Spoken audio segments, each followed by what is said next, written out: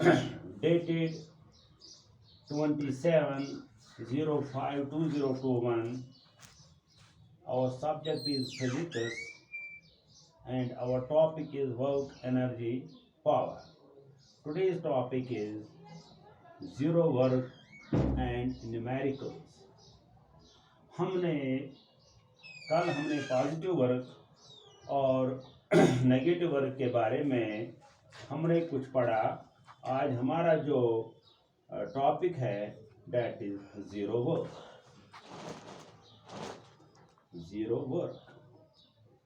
Zero work क्या होता है?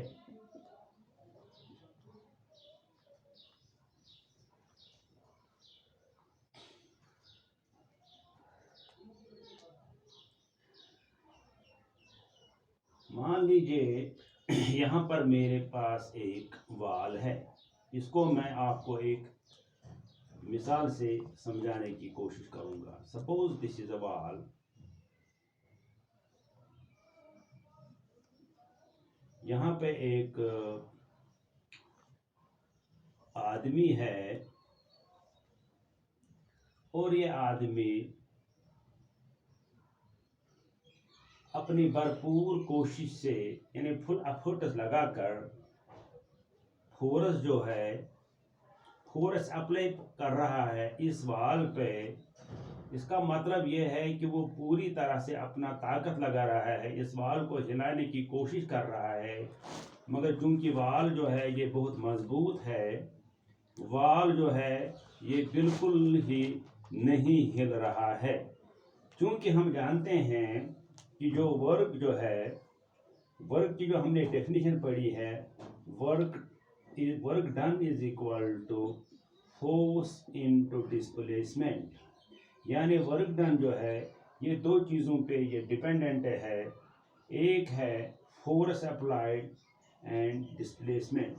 यानी whenever we apply force and body is displaced mean कि बॉडी में मोशन आ जाता है, तो हम कहते हैं वर्क इज डन। मगर इस सूरत में क्या है कि जीरो वर्क का मतलब ये हुआ कि इसमें मैं एफर्ट्स लगा रहा हूँ, मैं फोर्स अप्लाई कर रहा हूँ, मगर जो डिस्प्लेसमेंट है, मगर ये वाल जो है ये बिल्कुल अपनी पोजीशन से नहीं हिल रहा है। इसका मतलब ये हुआ कि इस सूरत में मैं वर्क डन है। फोर्स मैंने मान लीजिए लगाया 4 न्यूटन या कुछ फोर्स मैंने लगाया, माने मैंने 5 न्यूटन फोर्स लगाया। मैं क्योंकि डिस्प्लेसमेंट जीरो है, मेरा जो वर्क डन है, मेरा वर्क डन कितना हो गया? मेरा वर्क डन हो गया जीरो, क्योंकि डिस्प्लेसमेंट इस वक्त जीरो है। अब मैं दूसरी मिसाल से भी ये समझाने की कोशिश करूंगा। मान लीजिए यहाँ पे एक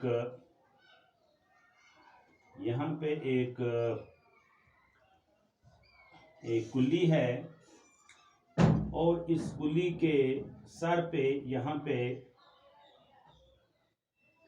कुछ वेट है, यानी कुछ सामान इसके सर पे लगा हुआ है। जो फोर्स जो वो अप्लाई कर रहा है, ये उसको एफर्ट जो लग रहा है वो ऊपर की ओर लग रहा है। यानी force is applying upwards. The force exerted by the coolie over his head. यानी जो उसके सर पे जो वो सामान लगा हुआ है, यानी फोर्स ऊपर की तरह लग रहा है, जबकि मगर मसला ये है कि ये बिल्कुल इसके कांटेक्ट में है। ये जो वेट है it is in contact of the coolie. यानी डिस्प्लेसमेंट यहाँ भी कितना है? यहाँ भी डिस्प्लेसमेंट कितना है? जीरो है। यानी यहाँ पर भी मैं कहूँगा कि वर्क डन जो है, work done is equal to here force, क्योंकि डिस्प्लेसमेंट कितना है? जीरो है। वो इस सूरत में भी वर्क डन कितना है? जीरो है। यानी अगर कोई कुल्ली है, वो अपने सर पे उसने कुछ वेट उसके सर पर कुछ वेट लगा हुआ है, वो पूरी एफर्ट के साथ उस वेट को वो ऊपर की तरह मतलब वो फोर्स अप्लाई कर रहा है, मगर जो वेट है, जिसको वेट को भी हम फोर्स कहते हैं, जो वेट है वो भी इसके कांटेक्ट में है, यानी डिस्प्लेसमेंट जीरो है। और हम ये कहते हैं कि जो वर्क डन है ये दो चीज़ों पे मुनहसर है, एक है फोर्स और दूसरा है डिस्प्लेसमेंट। यहाँ फोर्स है मगर डिस्प्लेसमेंट ज़ीरो है, और हम यहाँ भी यही कहेंगे कि वर्क डन इस सूरत में भी कितना है, ज़ीरो है। अगर मैं इसको थर्ड मिसाल से समझाने की कोशिश करूँगा, आपने देखा होगा कि जो वेट लिफ्टर होते हैं, वेट लिफ्टर जब किसी वेट को जब उठाते हैं तो वेट को उठाने के बाद जो मतलब जो ये मतलब इसमें ऐसे वेट होता है, ऐसे वेट होता है, जो ये वेट लिफ्टर है वो अपने आर्म्स की बदौलत इस वेट को बिल्कुल हॉरिजॉन्टल पोजीशन में रहता है। फोर्स कहाँ की ओर लग रहा है, ऊपर की ओर लग रहा है, मगर जो ये वेट है, ये वेट बिल्कुल हॉरिजॉन्टल पोजीशन में रहता है। इसका मतलब है कि यहाँ भी डिस्प्लेसमेंट ज़ीरो है और फोर्स ज़ीरो नहीं है, एक चीज़ ज़ीरो है। इस सूरत में भी वर्क डन जो है, वर्क डन ज़ीरो है, क्योंकि हमने ये कहा कि अगर इन दो चीज़ों में, चाहे फोर्स या डिस्प्लेसमेंट, अगर इन चीज़ों में, इन दो फैक्टर्स में अगर एक मिस कर रहा है तो उस सूरत में हमारा वर्क डन ज़ीरो रहता है। अब मैं एक यहाँ पे एक नोट लिखूंगा।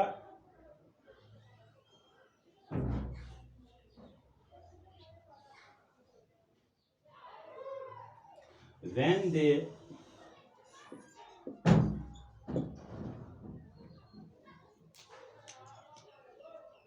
angle between applied force and displacement is zero,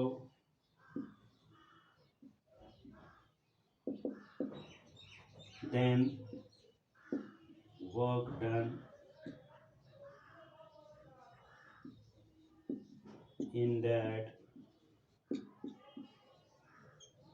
case is zero.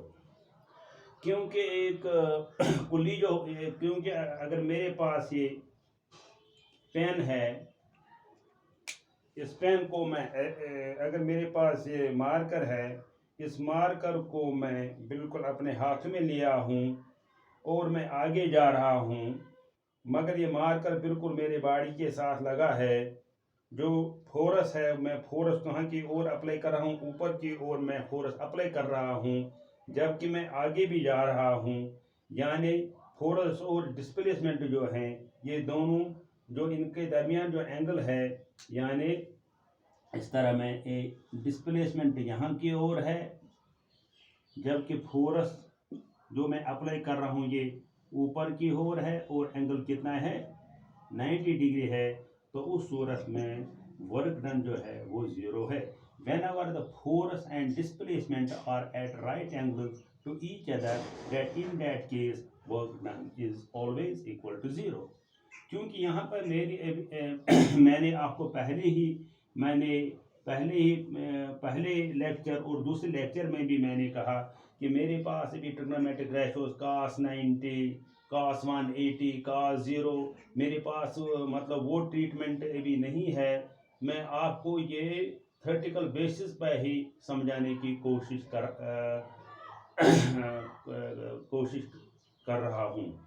अब जो मैंने ये work done, positive work, negative work, zero work, जिस पर हमने बात की, अब मैं इस पे कुछ वर्क डन पर, या जो हमने ये मतलब कुछ कॉन्सेप्ट्स पढ़े, उस पर मैं अब कुछ न्यूमेरिकल दिखाने की कोशिश करूँगा, जिससे आपको थोड़ा you will understand things very well कि जो हमने पढ़ा कि क्या हमें अब वो हमारा जो एप्लीकेशन पार्ट है, क्या हम उस एप्लीकेशन पार्ट को अब समझ पा रहे हैं या नहीं।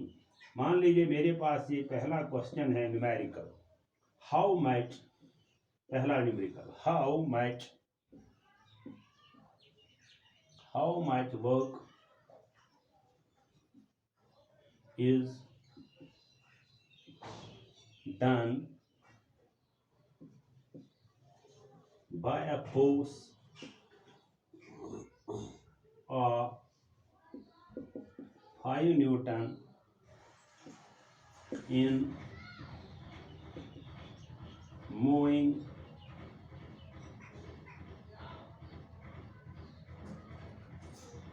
an object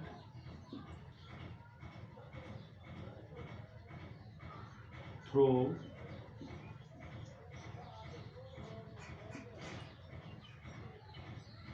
a distance of 1 meter in the direction of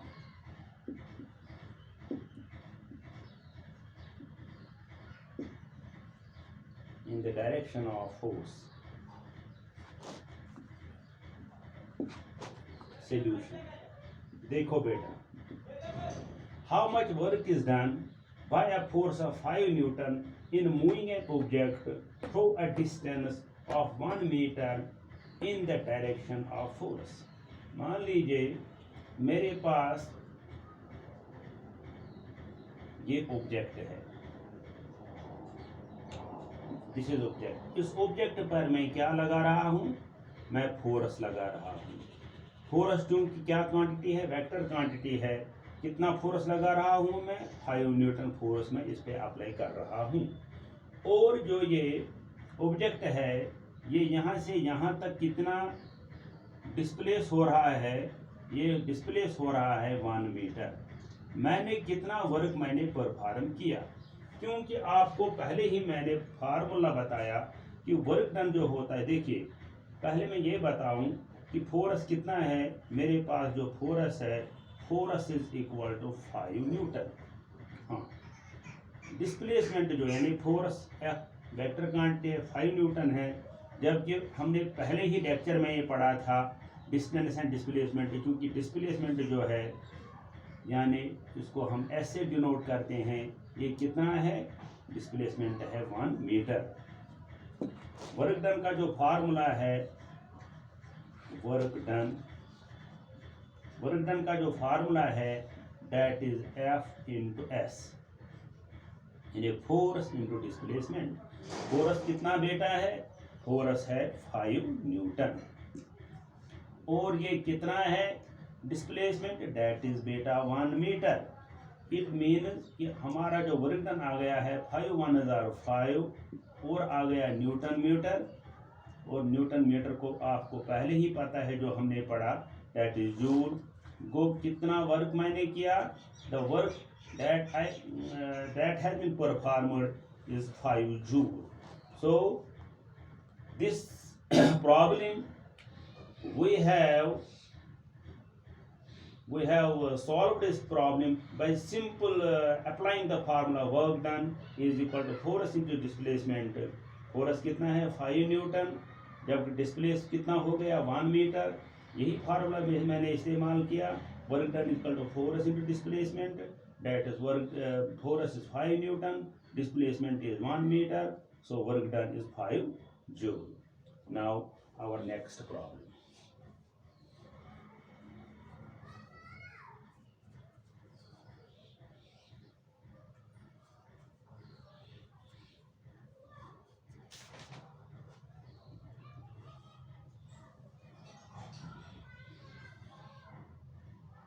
Problem number 2. Calculate the work done in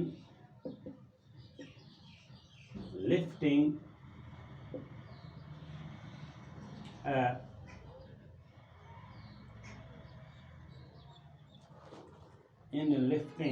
calculate the work done in lifting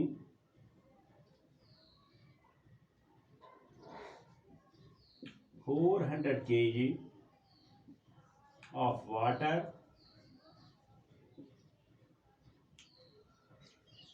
water through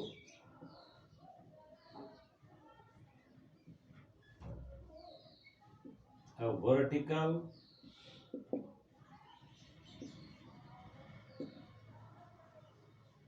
height of 5 meter, assuming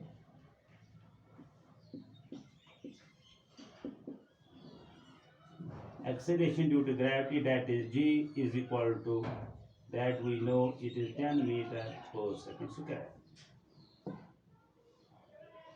Solution.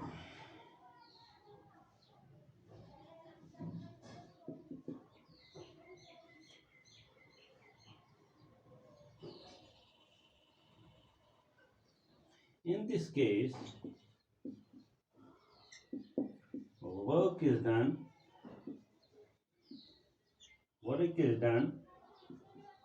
in lifting it against gravity. हमने ये positive negative work का जो concept है वो हमने पहले ही पढ़ा। मैं इसको थोड़ा यहाँ पे फिगर से मैं यहाँ इसको समझाने की कोशिश करूँगा। Calculate the work done in lifting. मान लीजिए यहाँ पे ये हाइट है, वर्टिकल हाइट है, थोड़ा मैं फिगर को क्लियर देखिए। ऐसे यहाँ पे मैंने किसी हाइट पे, जो ये हाइट है, वर्टिकल हाइट है, इस वर्टिकल हाइट जो है that is how many meters? This is 5 meters। यानी यहाँ से मैं यहाँ इस 400 kg जो यहाँ था उसको मैंने लिफ्ट किया। यानी ये यहाँ पर जो ये पानी है यहाँ पर उस 400 kg को मैंने लिफ्ट किया।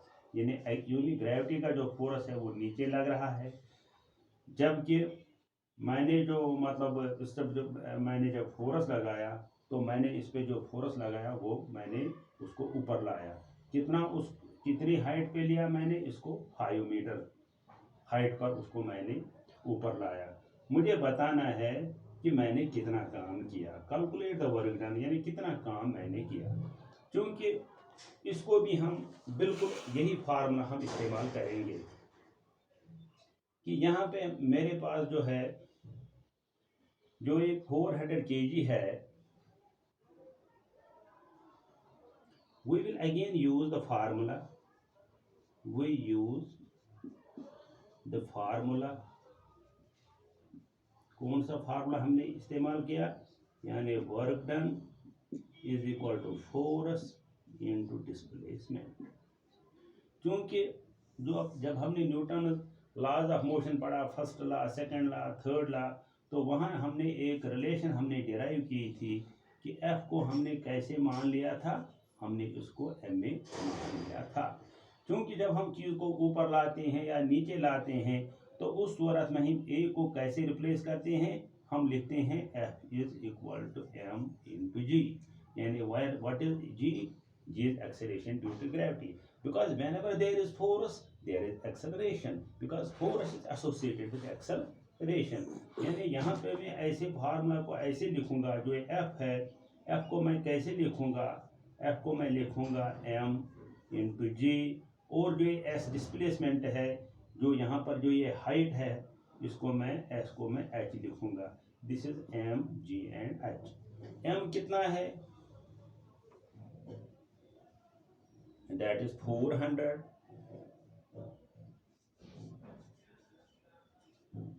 इंटू जी कितना है? जी इज 10 इंटू एच कितना है? Height, that is 5। So work done जो आएगा मुझे, वर्क का जो ऐसा यूनिट है वो जूल है।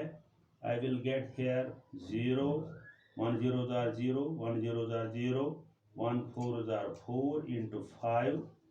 So my answer will be 5 0 0, 5 0 0, 5 0 0, 5 2 इतने जूल। तो इतना वर्क जो है इतना वर्क डन परफॉर्म हुआ है when this 400 kg of water is lifted to a height of 5 meters.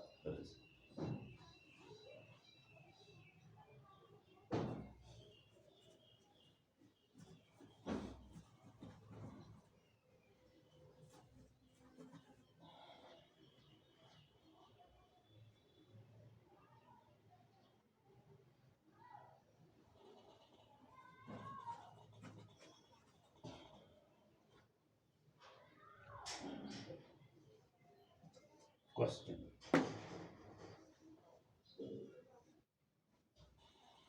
In each of the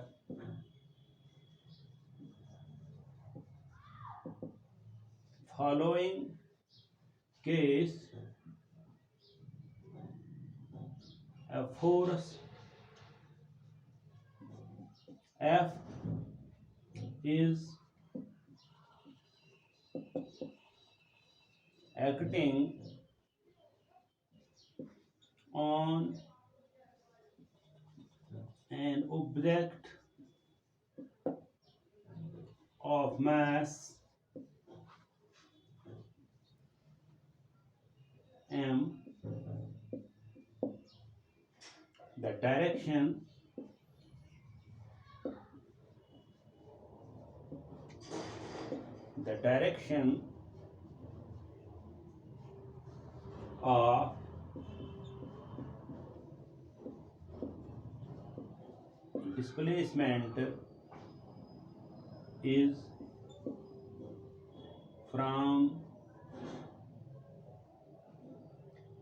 of displacement is from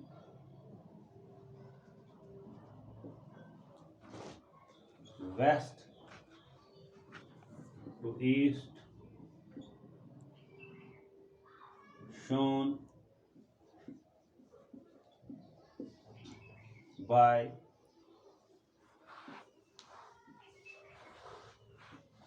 longer arrow.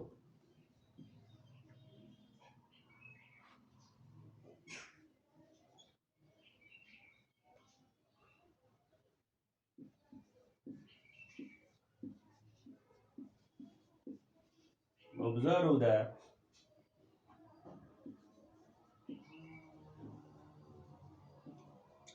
diagram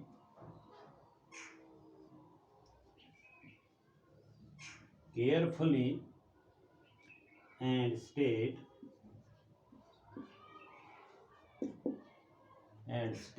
whether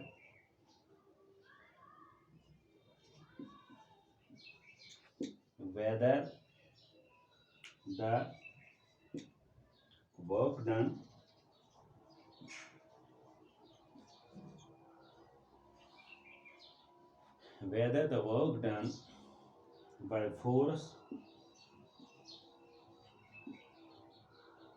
is negative, positive or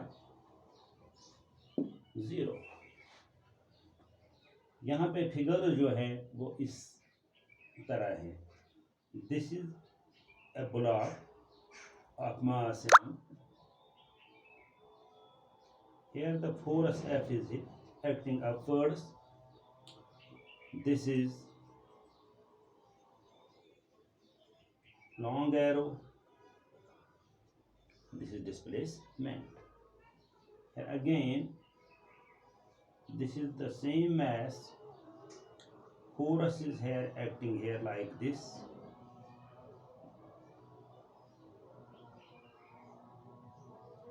And this is displacement. This is again third case. This is again mass m. Here force is acting in this direction. This is the long arrow. इसको समझने के लिए जो ये problem है ये बहुत आसान है. ये भी बिल्कुल पॉजिटिव, नेगेटिव और जीरो वर्क का जो हमने कंसेप्ट जो हमने सीखा उसी पे ये बेस्ड है। सिर्फ इस प्रॉब्लम को हल करने के लिए पहले आपको जो ये डायरेक्शंस हैं, 4 डायरेक्शंस, उनको आपको पता होना चाहिए। नॉर्थ, साउथ, ईस्ट, वेस्ट क्या होता है। उसको मैं आपको एक ट्रिक बताऊंगा कि आप किस तरह से ये 4 डायरेक्शंस किस तरह से आप याद हमेशा करें। जब आप जी न्यूज़ देखते हो तो वो ऐसी होती है, दिस इज जेड, ऐसी देखो बेटा, ये जेड मैंने बनाया, यहाँ पे मैंने लिखा N E W S, news, N E W S, यानी इसका मतलब ये हुआ, ये ऊपर वाला है ये, दिस इज आवर नॉर्थ, जो ये नीचे वाला है दिस इज आवर साउथ, जो ये वाला है दिस इज आवर वेस्ट, जो ये वाला है ये बेटा हमारा क्या है, ये हमारा ईस्ट है। अब प्रॉब्लम को समझने की कोशिश करो। इन each of the following case a force F is acting on an object of mass m, the direction of displacement is from west to east, from west देखो बेटा, from west to east shown by longer arrow. Observe the diagram carefully and state whether the work done by force is negative, positive or zero. देखो जो ये वाला है from west to east, यानी ये जो है ये डिस्प्लेसमेंट है यहाँ से वेस्ट, और ये क्या है, ये ईस्ट है। देखो जो ये है डिस्प्लेसमेंट, ये भी है west displacement, west to east. जो ये वाला है ये भी है क्या, ये है वेस्ट, दिस इज ईस्ट। यानी डिस्प्लेसमेंट जो यहाँ पर है that is west to east, this is west to east, this is west to east. देखो इस सूरत में डिस्प्लेसमेंट है from west to east, force is acting upwards. जो यहाँ पर जो ये एंगल बनता है मैंने पहले ही अभी बताया, when ever the force, the angle between the force and the displacement, force जो है यहाँ पर, फोर्स जो है फोर्स एक्टिंग अपवर्ड्स, डिस्प्लेसमेंट कहाँ की ओर है, डिस्प्लेसमेंट है इसकी ओर। जो ये एंगल बनता है कितना, 90 बनता है। When ever the angle between the force and the displacement is 90 degree, तो इस सूरत में यहाँ मैं पहले केस में कहूँगा, जो ये वाला ए केस है, मान लीजिए ये मेरा ए केस है, ये मेरा बी केस है, ये वाला मेरा सी केस है। देखो यहाँ पे डिस्प्लेसमेंट और फोर्स के दरमियान जो एंगल है डेट इज 90 डिग्री, वो ये मैं कहूँगा ये कितना वर्क है, दिस इज 0 वर्क। अब मैं आता हूँ केस नंबर 2 पर। देखो बेटा यहाँ पे डिस्प्लेसमेंट है वेस्ट टू ईस्ट, और फोर्स भी किसकी डायरेक्शन में है, ये भी इसी की डायरेक्शन में है। Here that displacement is also in the same direction, force is also in the same direction. वो जो ये बी वाला केस है, when force and the displacement they are in the same direction, then in that case we say it is a positive work। वो दूसरे case में कहूँगा कि ये कौन सी वर्क है, ये पॉजिटिव वर्क है, दिस इज पॉजिटिव वर्क। अब मेरा कौन सा केस आ रहा है, ये 3rd वाला केस है। देखो बेटा यहाँ पे जो डिस्प्लेसमेंट है this is from west to east, जबकि फोर्स जो लग रहा है इस मास एम पर वो लग रहा है लेफ्ट की ओर, यानी displacement and force are in opposite direction. और जो ये वाला केस है दिस इज नेगेटिव वर्क। आज हमने कुछ ये न्यूमेरिकल्स पढ़े, वर्क डन पर, पॉजिटिव, नेगेटिव एंड 0 वर्क पर, और कुछ न्यूमेरिकल 1-2 इस पर हम मतलब पढ़ेंगे। और फिर हमारा जो अगला टॉपिक होगा that will be energy. Till then good bye.